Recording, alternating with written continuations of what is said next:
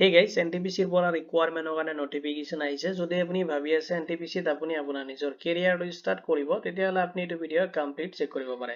তো আহক দেৰি নকৰি আজিৰ ভিডিওটো আৰম্ভ কৰো NTPC Limited requirement 2026 ৰ কাৰণে আহিছে notification টো আৰু আপুনি এতিয়া চেক কৰিব পাৰিব যেটো requirement আহিছে requirement overview খিনি vacancy details আৰু vacancy খিনিত আপুনি apply কৰোতে কি eligibility criteria follow কৰিব লাগিব এটো requirement ত আপোনাৰ selection process কেনেকৈ হ'ব salary আপুনি কিমান ৰিসিভ কৰিব তাৰ ডিটেইলছ চেক কৰিব পাৰিব এপ্লাই কৰোতে আপোনাৰ এপ্লিকেশন ফি ডিটেইলছ খিনি চেক কৰিব পাৰিব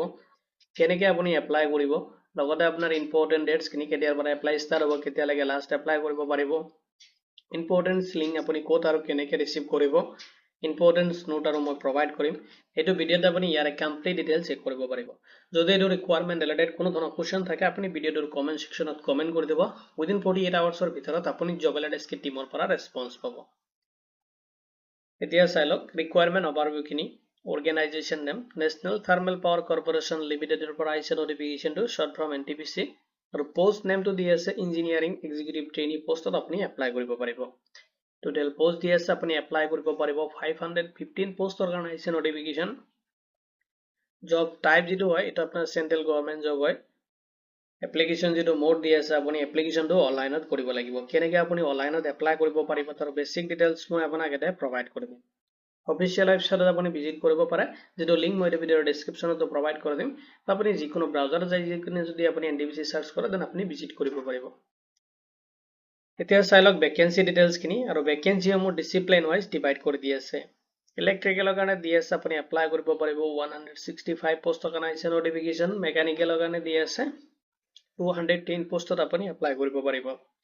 ইলেক্ট্ৰনিক যত আপুনি ইলেক্ট্ৰনিক এণ্ড ইনষ্ট্ৰুমেন্টেশনৰ কাৰণে দি আছে 125 পোষ্টত আপুনি এপ্লাই কৰিব পাৰিব কম্পিউটাৰ সায়েন্স অবলিক IT কাৰণে দি আছে 15 পোষ্ট টোটেল আপুনি 515 পোষ্টত এপ্লাই কৰিব পাৰিব এতিয়া চাই লওক ভ্যাকেন্সি কিনে আপুনি এপ্লাই কৰোতে এলিজিবিলিটি ক্ৰাইটেৰিয়া কি ফলো কৰিব লাগিব ফাৰ্স্ট চাই লওক এডুকেশনাল কোৱালিফিকেশন বিচাৰিছে আপুনি ফুল টাইম ব্যাচেলৰ অফ ইঞ্জিনিয়াৰিং বা বিটেক আপুনি কৰিব লাগিব তেনেকৈ আপুনি ৰিলেভেন্ট ডিসিপ্লিনৰ পৰা যদি কোনো ধৰণৰ ডিগ্ৰী আপুনি কমপ্লিট কৰিছে তেতিয়াহলে আপুনি এই ভ্যাকেন্সিত এপ্লাই কাৰণে এলিজিবল হ'ব নেক্সট চাই লওক আপোনাৰ ভ্যালিড গেট 2025 ৰ স্কোৰ যেটো থাকে এটোৰ পেপাৰ থাকিব লাগিব প্ৰপাৰলি আপোনাৰ তাত লগতে আপোনাৰ যদি ফাইনাল ইয়াৰ ষ্টুডেন্ট যদি হয় আপুনি তথাপি আপুনি এটো ৰিকুৱাৰমেন্টত এপ্লাই কৰিব পাৰিব এজ লিমিট দি আছে ম্যাক্সিমাম যেটো এজ দি আছে 27 ইয়াৰ্স লৈকে আপুনি এপ্লাই কৰিব পাৰিব আৰু এজটো আপুনি ক্যালকুলেশন কৰিব এপ্লাই যেটো লাষ্ট ডেট দি আছে এটো হিচাপত লগতে যে ৰিলেক্সেশন খিনি আপুনি ৰিসিভ কৰিব যেটো ক্যাটাগৰি দি আছে ৰিজাৰ্ভেশন হিচাপত আপুনি পাব এজ পাৰ দা গভৰ্ণমেন্ট যেটো ৰুলছ আছে এটো হিচাপত এতিয়া চাই লওক সিলেকশন প্ৰসেস খিনি কেনেকুৱা হ'ব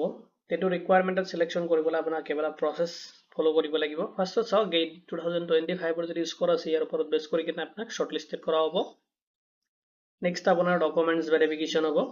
মেডিকেল এক্সামিনেশন হ'ব ইয়াৰ যেটো পাৰফৰম্যান্স আছে ইয়াৰ ওপৰত বেস কৰি কিনে আপোনাক সিলেকশন কৰা হ'ব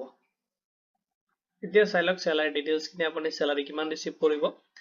পে স্কেল দি আছে 40000 ৰ পৰা লৈকে আপুনি 1,40,000 আপুনি ৰিসিভ কৰিব লগতে এট্ৰাকটিভ যিখিনি এলাউন্সেস আছে ইনক্লুডিং হ'ব আদাৰ যিখিনি এলাউন্সেস সেইখিনি আপুনি এজ পাৰ দা গভৰ্ণমেন্ট যেটো দি আছে ৰুলছ হিচাপত নৰ্মছ হিচাপত আপুনি ৰিসিভ কৰিব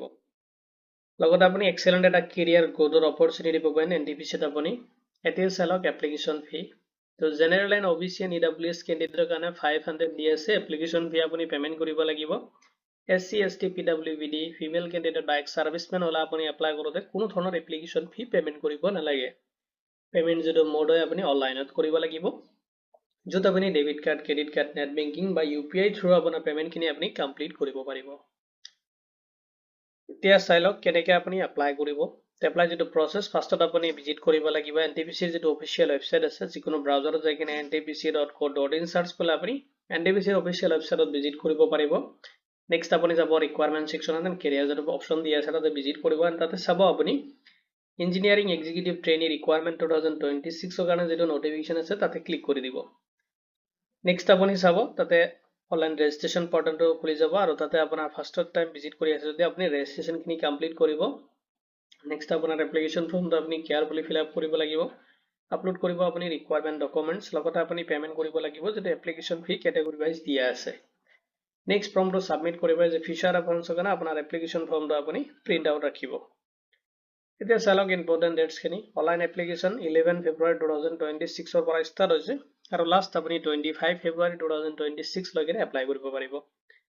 লগতে যেটো এপ্লাই ডেট দিয়া আছে যদি আপুনি ইন্টাৰেস্টেড হয় এলিজিবিলিটি ক্ৰাইটেৰিয়াটো আপুনি ফলো কৰি আছে না আপুনি ইন্টাৰেস্টেড হয় তেতিয়ালে এপ্লাই যেটো লাষ্ট ডেট দিয়া আছে তাৰ আগতে আপুনি এপ্লাই কৰিব কাৰণ কিবা কাৰণত টেকনিক্যাল ইস্যু কাৰণে আপোনাৰ লাষ্ট ডেটৰ সময়ত অলপ বহুতখিনি সাৰ্ভাৰখিনিৰ প্ৰবলেম দেখা দিয়ে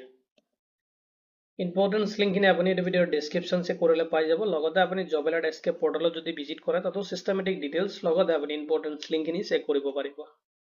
ইম্পৰ্টেন্স নোটখিনি চাই লব ফাৰ্ষ্টত চাওক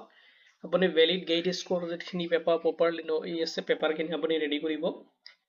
নেক্সট আপুনি ইনচিওৰ কৰিব এন্ড আপুনি যেটো ফাইনাল সাবমিট দিব ডিটেইলছখিনি তাতে কাৰেক্ট সাবমিট কৰিব এন্ড আপুনি যদি ইনকাৰেক্ট যদি সাবমিট কৰি আছে দেন আপোনাৰ এপ্লিকেশনটো ৰিজেক্ট হ'ব এন্ড আপুনি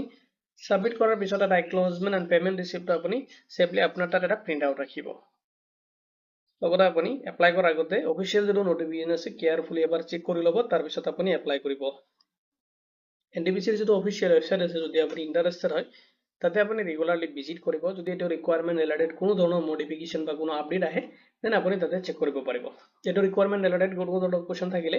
আপুনি ভিডিওটোৰ কমেন্ট সেকশনত কমেন্ট কৰি দিব উইদিন 48 আৱাৰ্ছৰ ভিতৰত আপুনি জব এলাৰ্ট এসকে টিমৰ পৰা ৰেসপন্স পাব ভিডিওটো চোৱাৰ বাবে ধন্যবাদ দিকিনে আজিৰ ভিডিও মই ইমানতে সামৰিছো